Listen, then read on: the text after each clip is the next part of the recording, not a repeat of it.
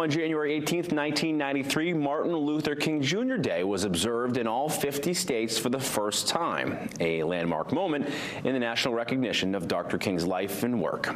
In Maine, that recognition took on a local meaning. Schools, churches, and civic groups turned the day into lessons about civil rights, community ceremonies, and volunteer projects. From Portland to Presque Isle, Mainers used the holiday to honor Black residents, support local activists, and start conversations about equality in a state with a small but important history of civic engagement. Today, MLK Day in Maine remains a day of reflection, service, and renewed commitment to justice for all. Until tomorrow, I'm Brian Sullivan.